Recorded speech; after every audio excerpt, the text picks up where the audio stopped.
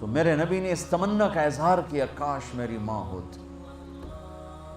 اور جب آپ حج پر تشریف لے گئے, سنو آپ بچے سارے نوجوان بیٹھو, جب آپ حج پہ تشریف لے گئے آپ کے ساتھ 12,000 کا مجمع تھا. جب آپ مدینہ سے نکلے اور چلتے چلتے بڑھتے بڑھتے وہ 1.5 لاکھ ہو گیا.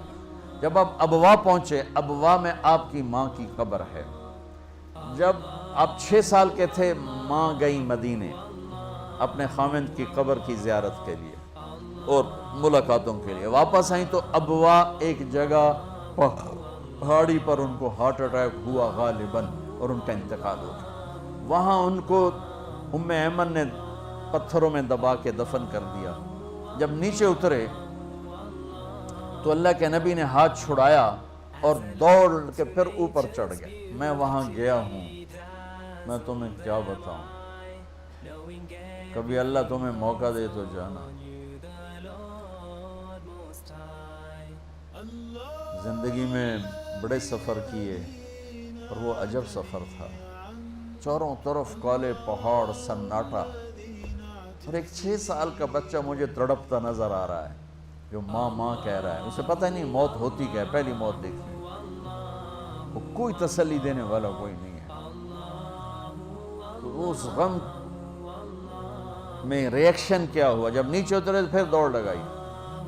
پیچھے حضرت ام ایمن دوڑی دوڑی گئیں تو جا کے کیا دیکھا, وہ منظر کے پتھر بھی پگھل رہے تھے.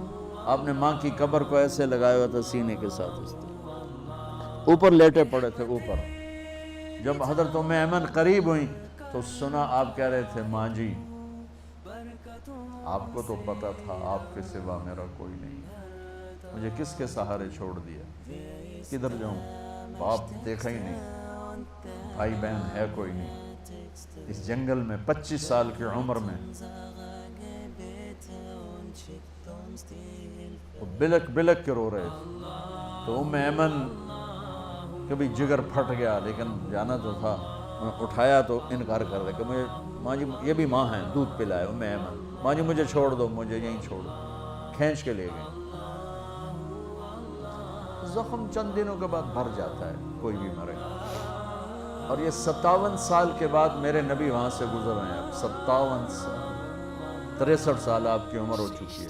6 سال کی عمر میں ماں کو مرتے دیکھا تھا. تو آپ نے اپنی اونٹنی کی لگام پھیر دی ابوا کے جنگل کی طرف, سڑک چھوڑ کے یوں ہو گئے.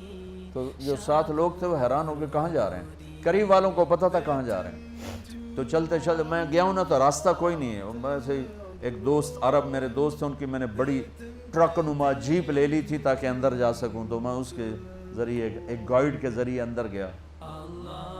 تو آپ تشریف لے گئے اور اونٹنی کو نیچے بٹھایا, اوپر چڑھے اور اپنے گھٹنے اٹھائے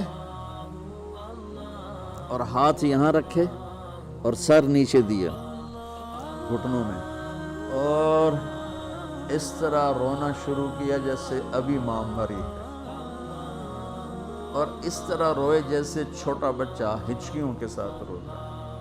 آپ کے رونے کی آواز دائیں بائیں سنائی دے رہی تھی. میں ہزاروں دفعہ یہ قصہ سنا چکا ہوں اور ہر دفعہ میرے آنسو بہہ پڑتے ہیں کہ میں وہاں چلا جاتا ہوں. میں نے عجب منظر دیکھا ہے. نوجوان بیٹھے ہو, والدین زندہ ہیں, تو اللہ کے واسطے کسی کی بد دعا نہ لے لینا, نہیں تو تمہارے پلے کچھ نہیں رہے گا. والدین زیادتی بھی کریں تو سہ جاؤ. والدین سے کہتا ہوں کہ بچوں کی رعایت کرو, ان کو عزت دو, لیکن آپ سے کہتا ہوں زیادتی بھی کریں تو سہ جاؤ. اب وہاں بیٹھنے کی جگہ نہیں. میرے نبی نے کہا میں آج رات یہیں گزارتا ہوں. پورے قافلے کے لیے سامنے ابوا بستی تھی, وہاں جگہ بنائی گئی تھی. آپ کہا نہیں, میں آج رات یہیں, رات ماں کی قبر کے سرہانے گزار گیا. میرے عزیزو, اگر ہمارے پاس نبی والے اخلاق نہیں ہیں تو ہم جانور ہیں. نہ ماں سے بولنے کا پتہ, نہ باپ سے بولنے کا پتہ, نہ بیوی سے بولنے کا پتہ, نہ بیوی کو خامن سے بولنے کا پتہ.